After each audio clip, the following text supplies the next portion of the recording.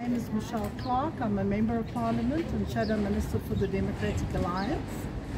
We came to Pelonomi Free State today to see what the issues were here. What we can judge from the issues are very similar to every other public hospital in this country, where there's many issues like infrastructure, high medical legal claims, accruals, etc. that need to be dealt with. But the very worrying aspect is that we were not allowed to speak to anybody at the hospital. They've blocked us from doing an oversight, which is my constitutional mandate as an MP. And that's worrying because we're actually here to see that the patient's health care is taken care of ultimately at the end of the day.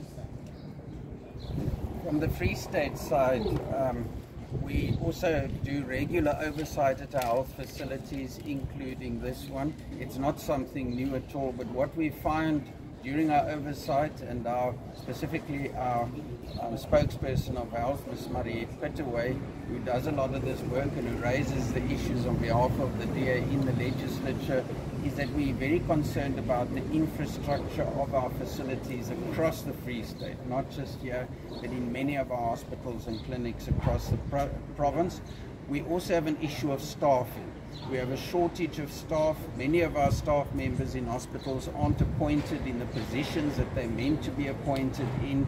A lot of the service providers in the Free State are not being paid, which hampers the ability of our medical personnel to actually do their jobs effectively. And our medical personnel are dedicated to doing their jobs, but if they don't have the tools to do those jobs and the necessary equipment, it's very difficult for them to do so. And a lot of it is as simple as not paying the service providers, and because of that they're not able to do their jobs.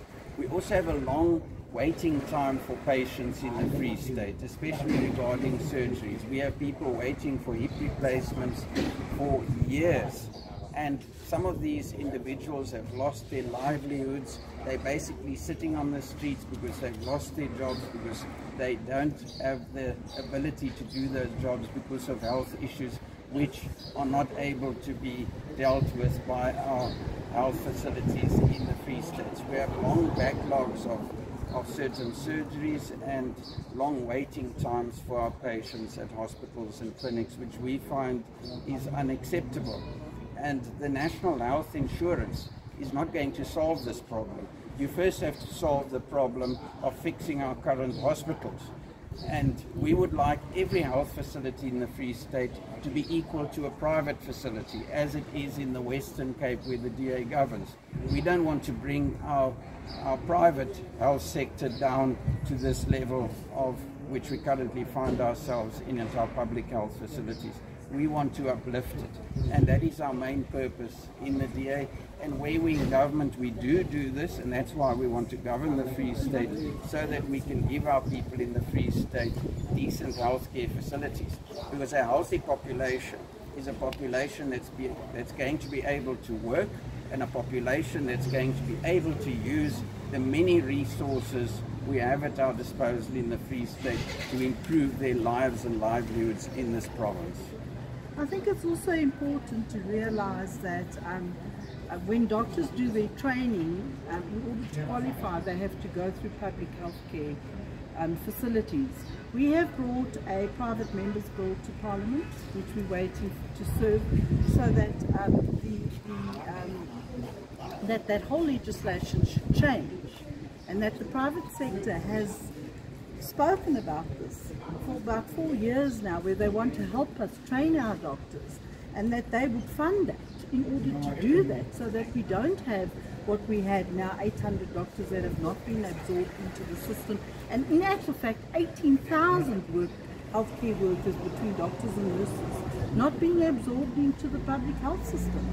So as my colleague has said, NHI will not rectify those matters because there's many issues within that bill that has to be dealt with, and if the President signs that bill into power, we will definitely, as the Democratic Alliance, take that bill to court, because we feel that that bill is unconstitutional. It gives the Minister far too many powers in that bill, and you know, we really are concerned about fraud and corruption and the NHI becoming another Eskom 2.0. So that's a big concern for us. And within our manifesto and our policy, our health policy, we have many good pointers where we can rectify the health system in this country by introducing a risk equalizer that can then get private and public health care systems to work together in order to pool those resources so that everybody in this country gets the same health care as from any private healthcare facility. The same would happen in a public healthcare facility.